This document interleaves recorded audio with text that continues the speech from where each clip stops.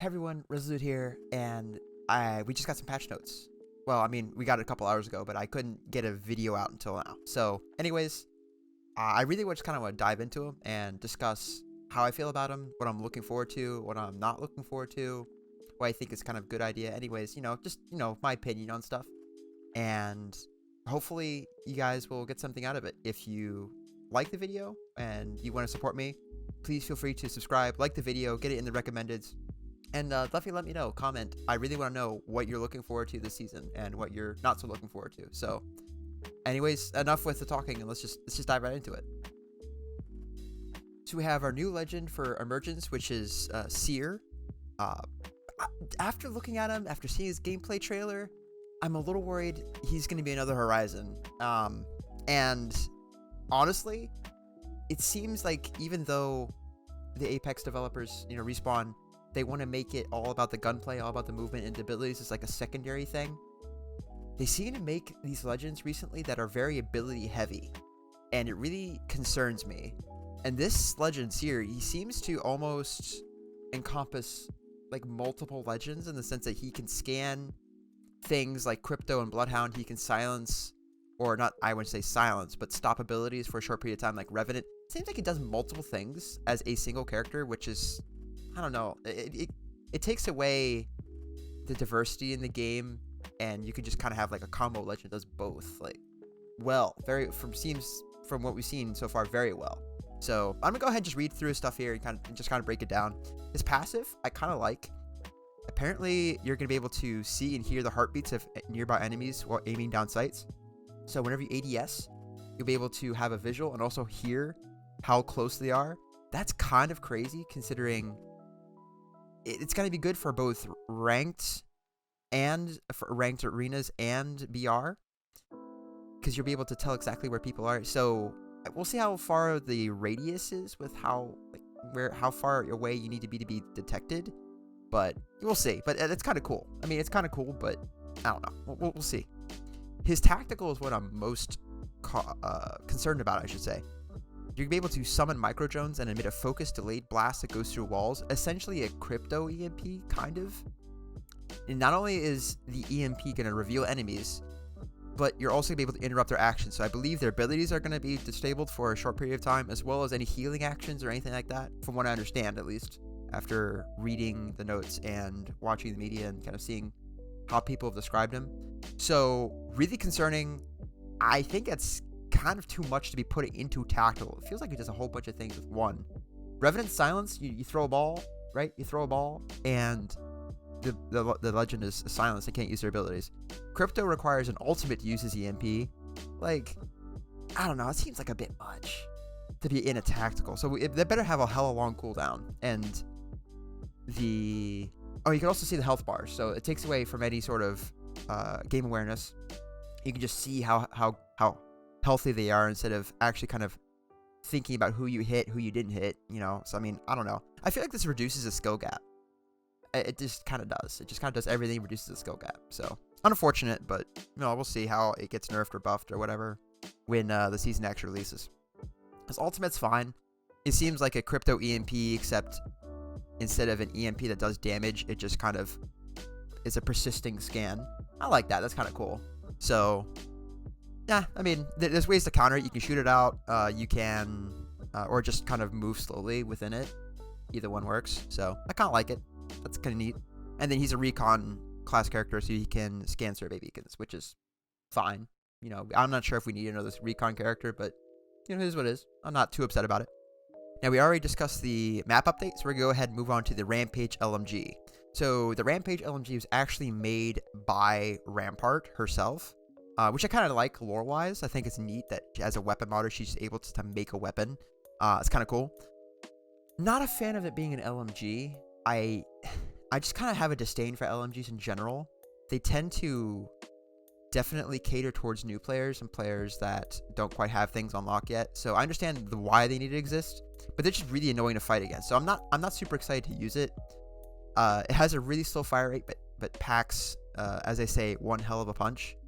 It does almost close to like a G7 body shot damage in one shot, but it actually does fire slower than the G7. So, but it's also automatic, and has a huge magazine. So, I mean, we'll see how it is.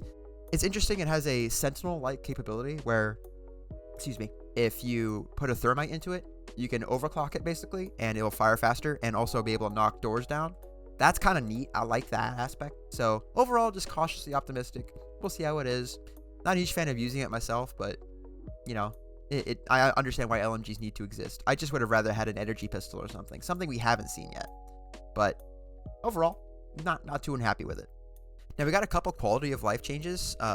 Since they added an arena streak badge, they also added a BR streak badge. So I like this a lot. We also added a hold on response to enemy pings. I'm gonna be a buck with you. No one's gonna use this. No one, because half the teammates I know barely ping at all. So either on comms or you're not. But no one's gonna go and scroll through an additional ping. I don't think, just to say, oh, hold on. I either gonna say no or yes. But you know, they wanted to try it, so fine. And they also updated the Heirloom Store to give a better view of all the items. Okay, I'm never gonna get an heirloom apparently, so it doesn't matter to me. And then also shows an unopened pack button, which is how many packs available of each type that you have to open, which is fine. That's kind of cool. I like that. So yeah. Now the legend meta. I am overall a fan of the changes.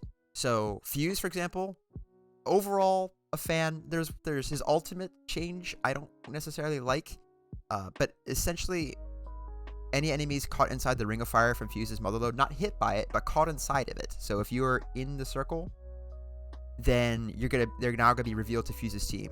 Fuse is not a recon legend, and as such, he should not have the ability to highlight enemies like that. He should get damage tick markers, which would kind of tell his team where they're at, but he shouldn't be able to. He's not a scout legend. He's not a recon legend. He shouldn't be able to do this. His motherload needs to be reworked in a different way. So that's just my opinion, but I just think it's kind of odd as an assault legend to be able to have recon capabilities. It just doesn't make sense to me. His knuckle cluster, I'm gonna be kind of mad that Rice Krispies are gonna be in my ear for an additional 100% of the time, but it was kind of needed. His knuckle cluster is still kind of underwhelming.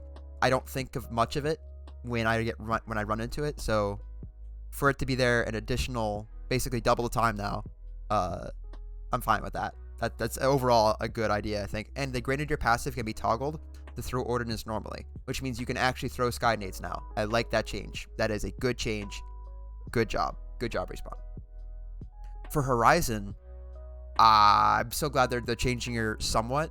They're going to reduce the slow after the initial black hole pull, so a slight nerf to her ultimate, but then they're also going to buff the gravity lift up speed to a happy medium between 9.1 and legacy update launch values. So they're not going to update the strafe speed, but they're updating the up and down lift speed.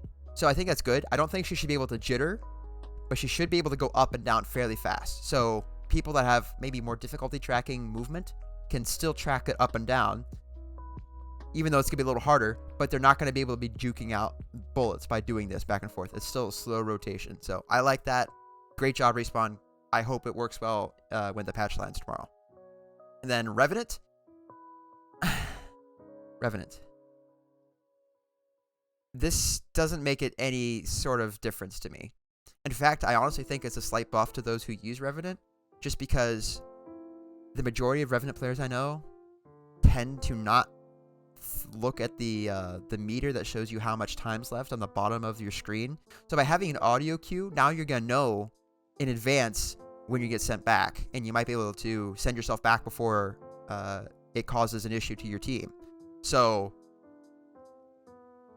when Revtained, a team does damage long before the actual totem expires or your death protection wears off. So I don't think this fixes Revtained at all.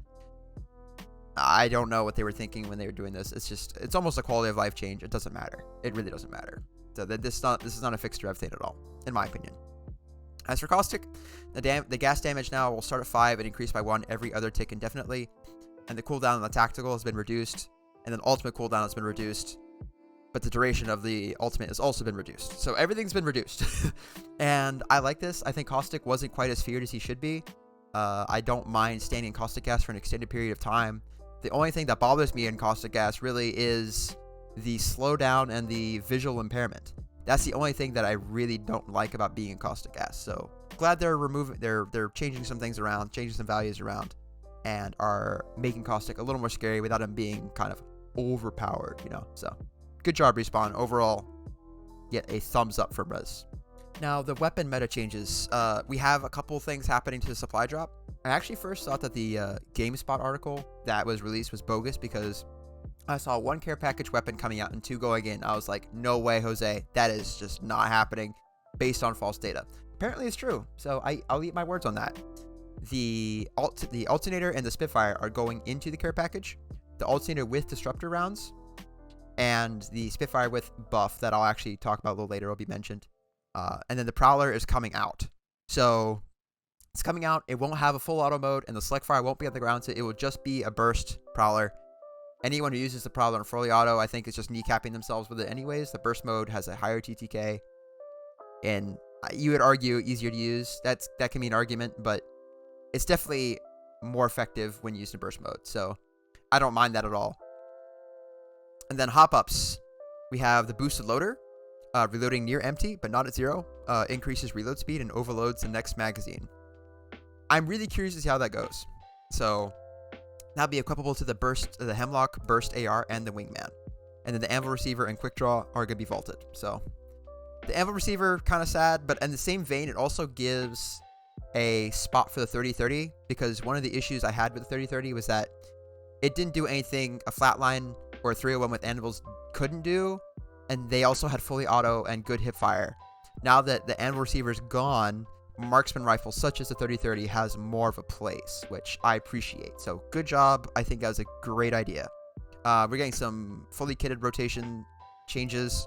PK, RE45, flatline, the Rampage, and the charge rifle are going to be fully kitted, gold drops. And then these are the weapons that are coming out: the Bocek, Wing, Hemlock, R9, and Sentinel. So cool. They are making a change to magazine attachments, and this is something I didn't know. I, Season 0 veteran, did not know this.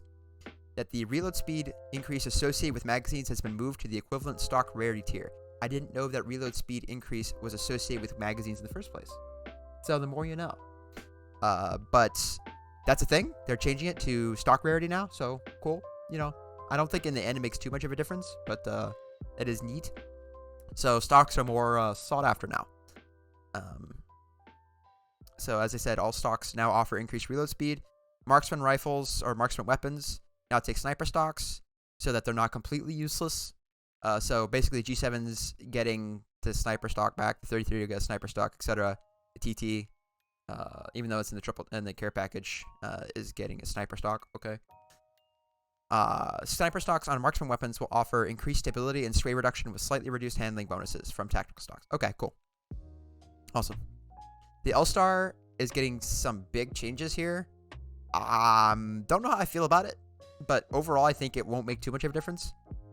It'll take energy magazines, so mags on the L-Star work differently than other weapons because of its unique interaction with ammo. Instead, they will allow the L-Star to fire more shots before it overheats and allow it to cool off its heat build up slightly faster. I did not read that well at all, but I'm not going to do a retake, so we're just going to go through it. So it depends on how they manage this. If the L-Star cool off at its current iteration, season 9 iteration, is basically purple mag L-Star in season 10, and then they have a cool off that is longer or shorter, I should say, as it goes down like through the stocks with blue, rather through the magazines, blue, gray, etc. So that the stock L-Star in season 10 will actually take shorter time to cool off, or will have to overheat faster. I like that, but I don't know how they're gonna do it. It's a strange change. I think the L-Star was fine, but whatever. It'll take barrels for recoil reduction. Not a fan. I don't think LMGs should have barrel stabilizers. It makes them into absolute laser beams, and it turns them into basically ARs with massive amounts of damage and ammo. I don't like that. It should be unstable. They should be hard to control. You should have to take skill to use it. But, you know, I don't know what they're doing with that, but fine. The projectile VFX scale will be reduced by roughly half. Huge change. I love it. That way you're not being blinded by the power of 1,000 suns when you're getting shot at or shooting the L-Star. I like that. That's a good change. And the first person on hit impact intensity is reduced, so you're not getting blinded. And then the hip fire spread is increased. You're not going to be able just to stand in front of someone and just hip fire it. And it's going to take some ADSing, which means your movement speed is going to be greatly reduced. And it'll handicap you almost from using it. So all in all, I just generally agree with the change. I'm just not a fan of the barrels, but you know, that is what it is. What do I know? LMGs in general, they'll be reducing the headshot multiplier for all LMGs from 2.0 to 1.75.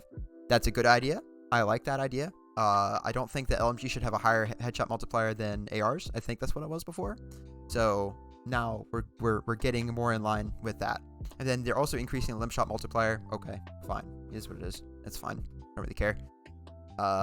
Pistols reduced handling time pistols will have reduced handling time by 10% or around 10%. And then the raise holsters and zoom in and out time are those handling actions that are being affected. So I like that. I think pistols should be fast. Cool. You know, I hope that they keep that change. The Prowler, the time between bursts is increased, and then they didn't touch the damage, which is interesting. So we'll see how that goes, but I think it's going to be a really, really powerful weapon on the ground. So great to see that. The M600 Spitfire, which is going back in the care package, or going to the care package, it's going from 18 to 19 damage per shot. The hip fire spread will be more centralized now, and then the purple mag is being increased. So cool. You know, not a huge fan of Spitfire. I'm never going to pick it up. The Alternator, also in the care package, they're going to reintroduce the disruptors, which come equipped on the supply drop Alternator. It'll increase shield damage by 40%, so I think it will shred through shields. If you've never seen the disruptor rounds, go look up footage of it. You will have nightmares. It was a interesting time in Apex, to say the least. And then disruptor rounds can only be found on Alternators, and you can't swap them around to RE45s or anything like that. So, okay. The 3030 reload speed from stocks is increased. Okay. The EVA 8 significantly reduced bolt fire rate scaling, and then the base fire rate remains unchanged. So it's going to be a little slower through the rounds. So on the one hand, it's going to allow you to pace your shots a little better. On the other hand, you can't just point and click on someone and just have like, bah, bah, bah, bah, bah, bah, bah. That's not going to happen. So yeah, I mean, I think it's going to be great. We'll see. I think the shotguns will be almost perfectly balanced, and they'll all have their niche, and that's fantastic, and I love that. So they are also updating Arena's weapon buy prices. So obviously the Prowler and the Rampage are new. So the Prowler you'll be able to buy at $450 and the Rampage at $500, and then you see the associated costs. I'm a big fan of the Arena's economy, so I like this. I think the Prowler is going to be an interesting buy. I think that's around the same as the R99. So we'll see how it compares in strength with the R99 at base strength. I almost want to say it's going to be more powerful. So it might be a better choice than the R9 unless you're really stuck with the R9. So we'll see. The Rampage, I'm never going to pick up an LMG in Arenas. It doesn't matter if you do, you're scrub. Just saying. The Arena's price adjustments, the L-Star for level 1 upgrades and level 2 and level 3 upgrades are going to go higher, as it should, considering it's going to get more perks, now barrel stabilizer, etc., and a mag. So I like this. It's a good change. The 3030 is being reduced from an upgrade for level 1 from 200 to 150. Fine. I think that's, repeaters have their place. The bow check base price will be reduced. I don't think anyone wants to run the bow check at its base price, so it's going to reduce the cost of entry, but you're still going to have to pay for those upgrades, I think. You at least need a 1-2 on that thing. A 1x on it is kind of, it's not a vibe. So the charge rifle base price is being reduced, as well as its upgrade prices, except level 3, and then it's getting buffed from 400 450, or bumped up, I should say. Okay. I'm never going to use a charge rifle in Arenas. If you do, then you are bound down bad. Just saying. The EVA base price is being increased, and the Mastiff and PK is being reduced to the same value. And this is why I think that they really have a great idea that all the shotguns are basically evenly balanced, and it all depends on playstyle and preference, because they're pricing the base shotgun prices in Arenas at the same level, aside from the Mozambique, which is its own thing. So love that. I love that. They're adding, I think they're increasing Fuse's Knuckle Cluster because they buffed it. Okay. They're also adjusting some abilities in arenas. So Horizon's Gravity Lift starting charges will be reduced by 1. Same thing with Mirage's Psych Out, the decoy. And then Bloodhound will only have 2 free scans in Beast of the Hunt in his ultimate instead of 3. So I think they're trying to make Bloodhound kind of in line with competitive integrity, so he's not like the OP scan legend. They also have Seer, and I think Crypto may or may not be in there as well. So awesome. I like that. I like that a lot. And then some bug fixes. I'm not going to go over them because they're never going to get fixed totally, but I mean, that might go over a couple of them.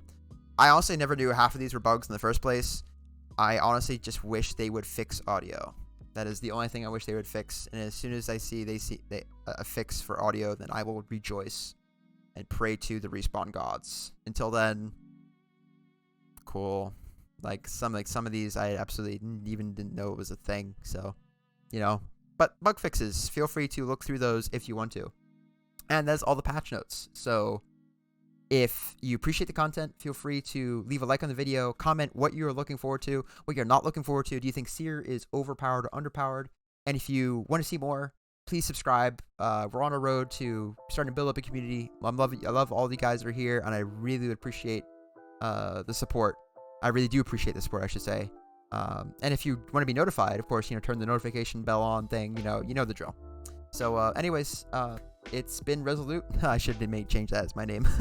It's been Resolute. It's Resolute, and thank you for being here. And I will see you guys tomorrow. Season 10, Emergence, World's Edge, Ranked Arenas. It's gonna be fun. Peace and bless. I will see you guys.